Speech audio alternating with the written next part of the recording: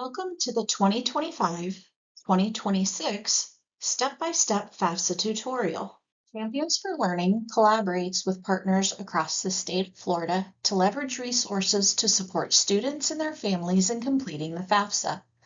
They play a lead role in providing resources, training volunteers, and facilitating FAFSA completion events.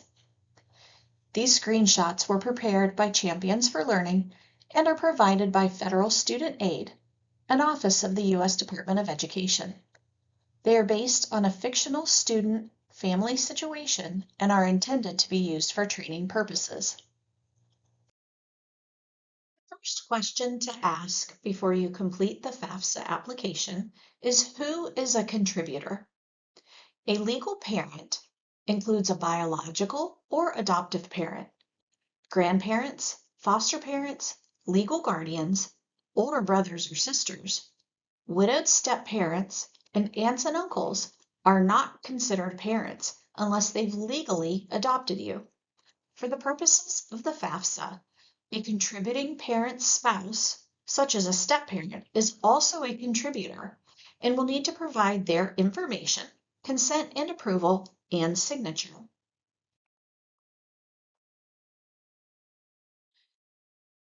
The first step is to create an account. You'll create your FSA ID at studentaid.gov in order to complete the FAFSA. You may not share email addresses, phone numbers, or passwords with anyone else. Your email addresses, phone numbers, and passwords must be unique to you. This is the Dependent Student FAFSA landing page. This is the main FAFSA landing page. On this page, students are directed to start a new form or edit existing forms. For this section of the presentation, the student is beginning a new application.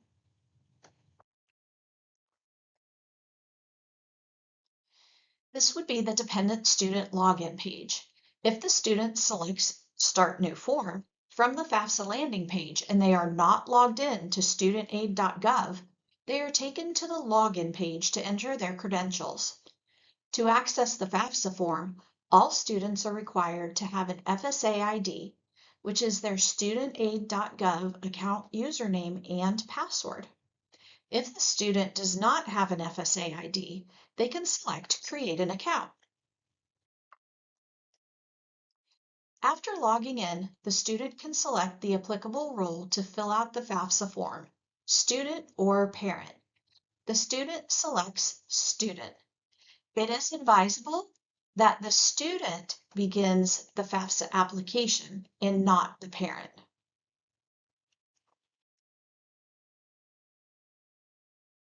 The next few slides are student onboarding slides. When the student starts the 2025-2026 FAFSA form for the first time, they are taken through the FAFSA onboarding process. The first onboarding page provides an introduction of the FAFSA form and an accompanying video. The second FAFSA onboarding page provides information about contributors that may be required to participate in the student's FAFSA form, including an accompanying video that explains contributors and information on how the student will invite them. Documents that may be needed to fill out the form are also included on this page. The third FAFSA onboarding page provides information about what the student can expect when completing their FAFSA form. This includes information about consent and approval, a time estimate for completing the form, and that they can save the form and return later if needed, along with an accompanying video. The last and final FAFSA onboarding page provides information about what to expect once the FAFSA form is completed, submitted, and processed. On this page, the student can select Start FAFSA Form to begin. Next, we come to the Dependent Student Identity Information. This is the first page within the Student section. The student can verify that their personal information is correct. To update any of the personal information, the student must access their account settings on studentaid.gov. The student is then asked about their state of legal residence. The student selects the state from a drop-down box and provides the month and year when they became a legal resident.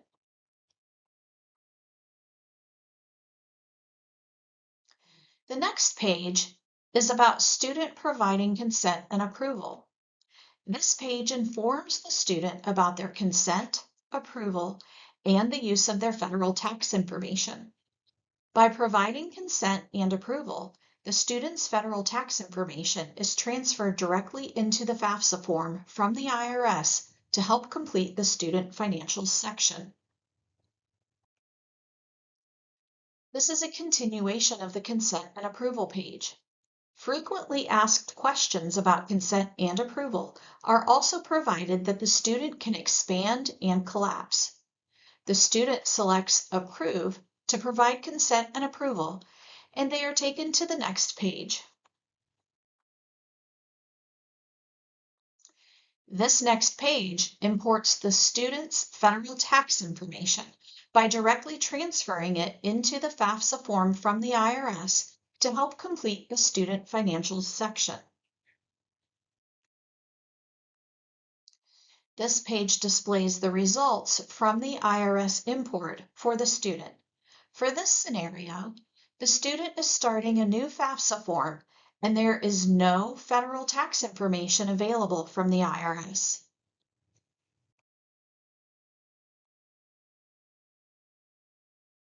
Next, we come to dependent student personal circumstances. This is the first page within the student personal circumstances section.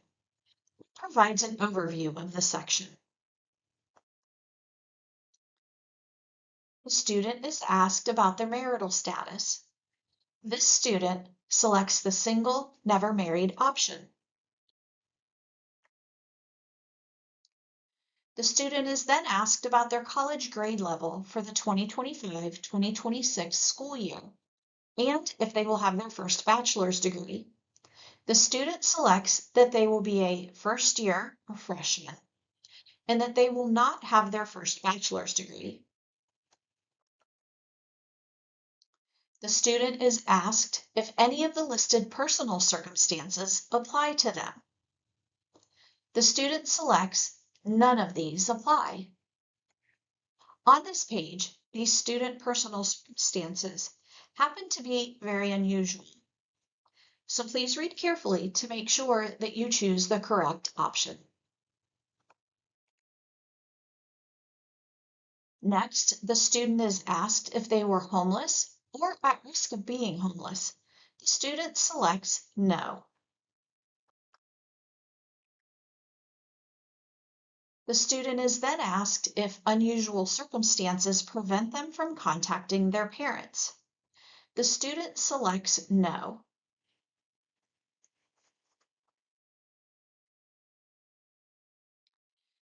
Based on the answers provided by the student, they are considered a dependent student. The student is asked if they want a financial aid administrator to determine their eligibility for a direct, unsubsidized loan only. This is an option if the student's parents are unwilling to provide information. The student selects no, and if the student had selected yes, a memo would appear to warn them about missing out on other potential federal student aid. If a student selects yes on this screen, they will no longer be considered for a Pell Grant or a subsidized loan. So please read this and answer carefully.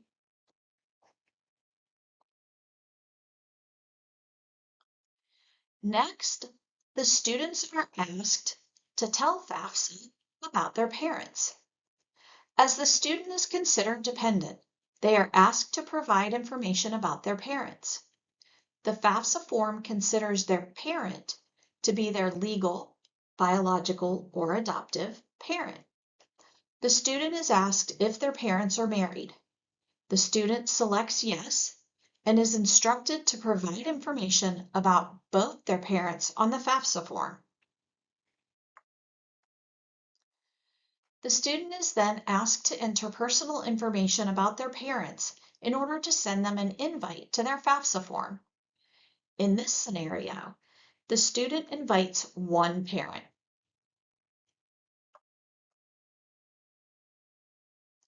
The next section is the dependent student demographics section. This is the first page within the student demographics section, and it provides an overview of this section. The student is asked about their gender identity. This student selects prefer not to answer. Then the student is asked if they are of Hispanic, Latino, or Spanish origin.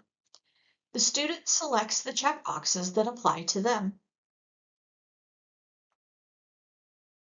This is a continuation of the student race and ethnicity page. The student is asked to identify their race. The student selects the checkboxes that apply to them. Then the student is asked about their citizenship status. The student selects the U.S. citizen or national option. The student is asked about their parents' education status. The student selects the neither parent attended college option.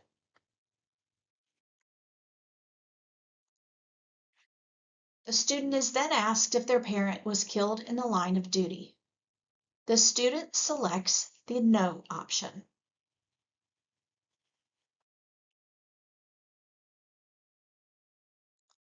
Then we come to the dependent student high school completion status. The student is asked about what their high school completion status will be when they start the 2025-2026 school year. The student selects the high school diploma option. Then the student is asked which high school they did or will graduate from. The student enters their high school's state and city. After selecting search, they select the correct high school from the search results. The student has the option to edit the high school information presented on this page by selecting Edit, which will return them to the high school information page. The student confirms their high school information and selects Continue to proceed to the next section. Next, we come to the Dependent Student Financials section. This is the first page within the Student Financials section. It provides an overview of the section. The student can select the hyperlink if they want to learn about special financial circumstances. First, the student is asked about their tax filing status. The student selects Yes to did or will the student file a 2023 IRS Form 1040 or 1040-NR. Next, the student is asked about their 2023 tax return. The student selects Single as their filing status. Next, the student is asked about their taxes, income, and other financial information. The student enters dollar amounts in the responses. As you can see by the screenshot, if an amount for a field is 0, you must enter a 0. Please do not leave any field blank on the FAFSA form.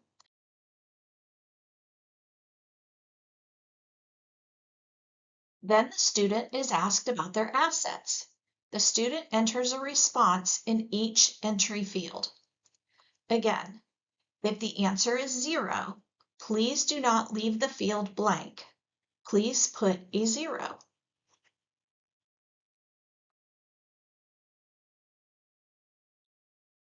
The next section is where the dependent student will select the colleges that they would like the FAFSA sent to. This is the first page in the Select Colleges and Career Schools section. which is the final part of the FAFSA form's student section to require information. It provides an overview of the section. The student is asked to search for the colleges and/or career schools they would like to receive their FAFSA information. The student searches for a school by entering a state, city, and/or school name and selecting search. If the student cannot find a school searching by school name or state, they can search by school code. The student must add at least one college or career school to continue with the application. After entering a school's state, city, and/or school name and selecting search, the student selects the correct schools from the search results. Students can send their FAFSA information to a maximum of 20 schools. After the student selects the correct school or schools from the search results, they can review those schools they chose before continuing. This is the dependent student review page. The review page displays the responses that the student has provided in the FAFSA form. The student can view all their responses by selecting Expand All or expand each section individually. To edit a response, the student can select the question's hyperlink to be taken to the corresponding page. This is a continuation of the student review page. Since the student invited their parent to the form, they see the parent contributor section and the status of their parent's invite.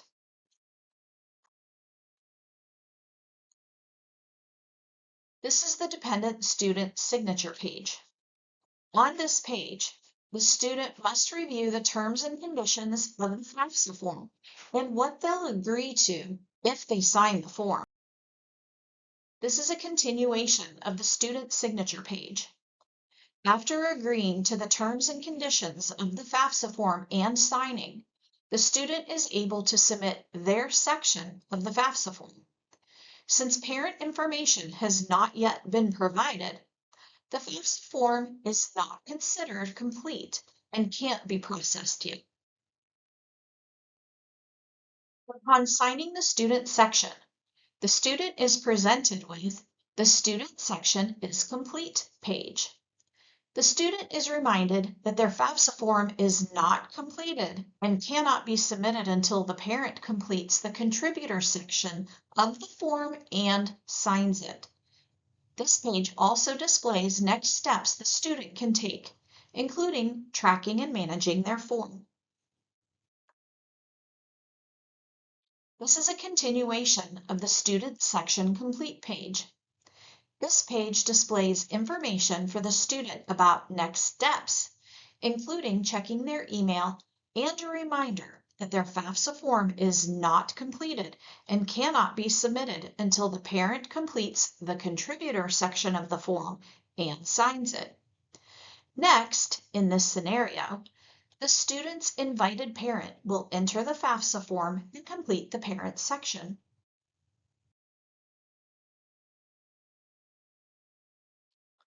This is a view of the dependent student's parent email. This is not a view within studentaid.gov or the FAFSA form. This view demonstrates a parent opening the FAFSA invitation from their email. The parent selects Get Started and is taken to studentaid.gov.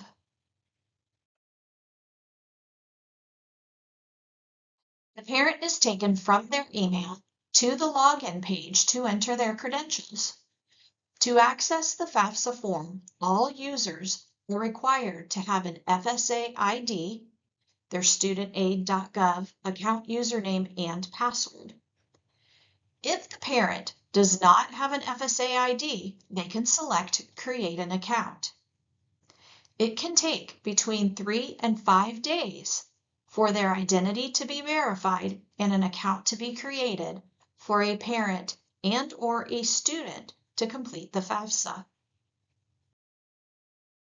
This is the Parent Status Center page that shows My Activity. After successfully logging in, the parent is taken to their My Activity section. The parent sees an invitation to be a contributor on the student's FAFSA form. When the parent selects Accept Invitation, a pop-up window appears to remind the parent that their personal information is needed to fill out the student's FAFSA form. The parent selects Continue to agree to sharing their information and enters the FAFSA form. When the parent enters a 2025-2026 FAFSA form for the first time, they are taken through the FAFSA onboarding process. The first onboarding page provides an introduction of the FAFSA form and an accompanying video. The second FAFSA onboarding page provides information about contributors that may be required to participate in the student's FAFSA form, including an accompanying video that explains contributors and information on how the parent will invite them. Documents that may be needed to fill out the form are also included on this page. The third FAFSA onboarding page provides information about what the parent can expect when completing the student's FAFSA form. This includes information about consent and approval, the time estimate to complete the form, and that they can save the form and return later if needed, along with an accompanying video. The last and final onboarding page provides information about what to expect once the FAFSA form is completed, submitted, and processed. On this page, the parent selects Start FAFSA Form to begin the parent section. This is the dependent student's parent identity information.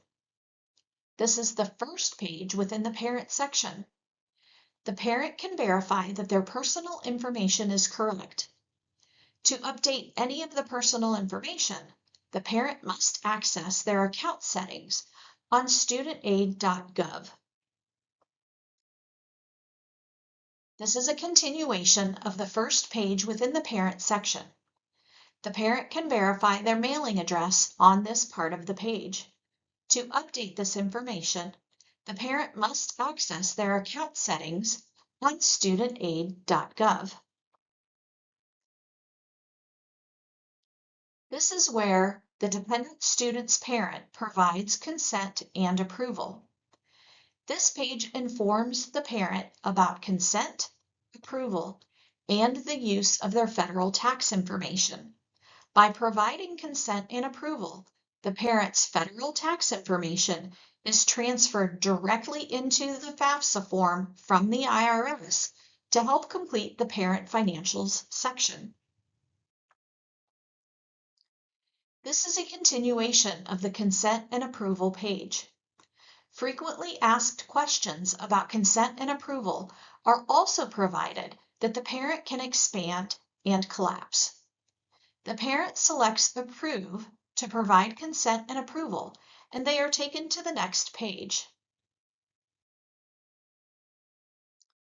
This page imports the parent's federal tax information by directly transferring it into the FAFSA form from the IRS to help complete the parent financials section.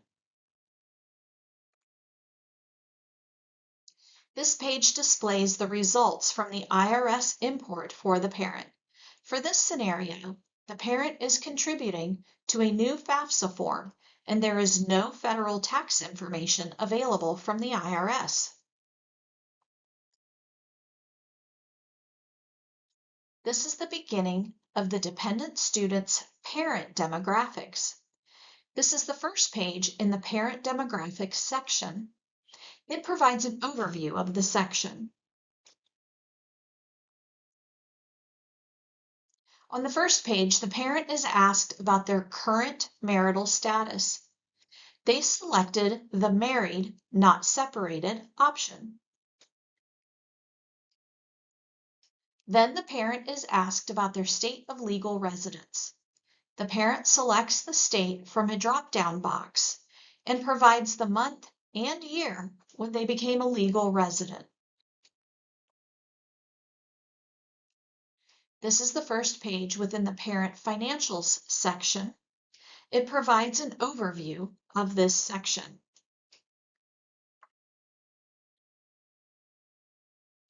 This next page asks the parent if they or anyone in their family has received federal benefits. The parent selects none of these apply.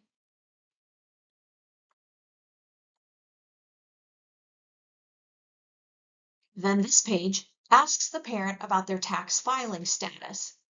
The parent selects yes to did or will the parent file a 2023 IRS Form 1040 or 1040-NR, and yes to did or will the parent file a 2023 joint tax return with their current spouse.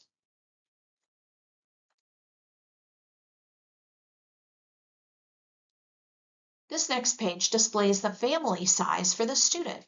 The parent has the option to enter the number of children or other dependents who live with the parent and will receive more than half of their support from the parent between July 1st, 2025 and June 30th, 2026. You do not include the student applicant on this page.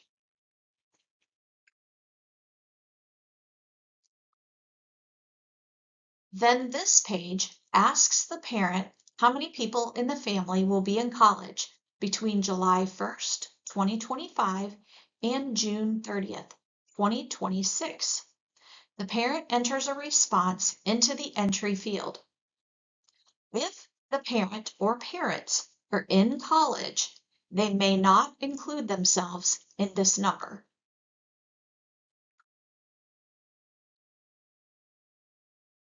The next pages are about the dependent student's parent tax return information.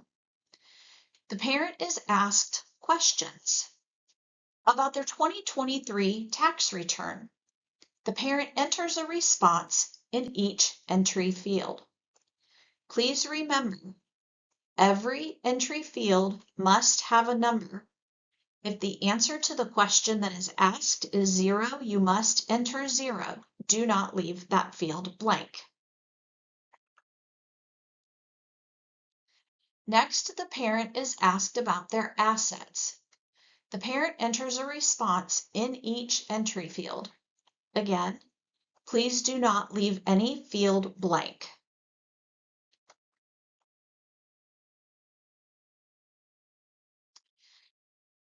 Then the parent is asked about the dependent student's other parent information. The parent is asked to provide information about their spouse or partner. In this example, the other parent does not need to contribute to the student's FAFSA form because the parents filed taxes jointly. After providing the other parent's information, all required parent information will be complete.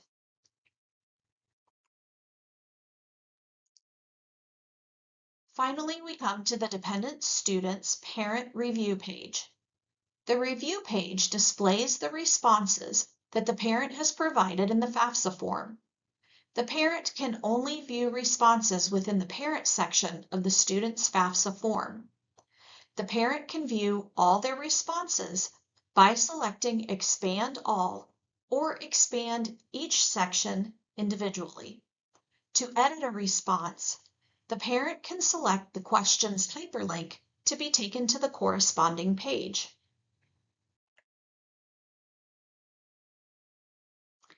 Then we come to the dependent student's parent signature page.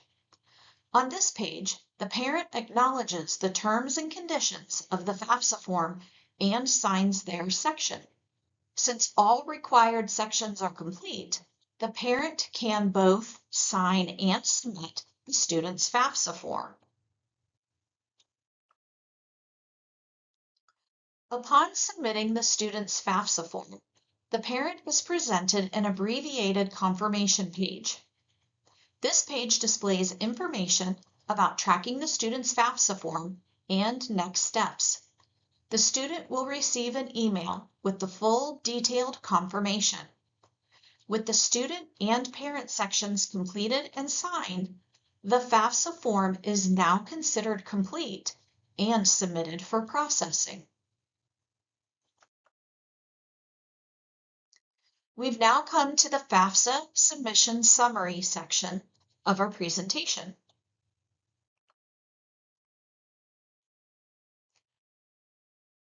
The student receives a FAFSA submission summary for their processed FAFSA form and any subsequent corrections that they submit. This is the FAFSA submission summary landing page. The FAFSA submission summary is broken into 4 tabs: Eligibility Overview, FAFSA Form Answers, School Information, and Next Steps. At the top, the student will see when their form was received and processed. They also have the option to print their FAFSA submission summary to keep for their records. On the Eligibility Overview tab, the student sees information about what federal student aid they may be eligible for, such as a federal Pell Grant and federal direct loans. Any amounts of financial aid that display on this tab are estimates and are not guaranteed. Final determination of the student's financial aid eligibility is provided by their school's financial aid office. This is a continuation of the Eligibility Overview tab of the FAFSA Submission Summary. Final determination of the student's financial aid eligibility is provided by their school's financial aid office. They are also able to view their student aid index. We've reached the conclusion of our presentation. Thank you for joining me today. My name is Tracy Jones. I am with Champions for Learning as a college success coach. If you have questions regarding the FAFSA, please do not hesitate to reach out to me using the information on your screen to connect with me. For more information, you may also visit www.championsforlearning.org.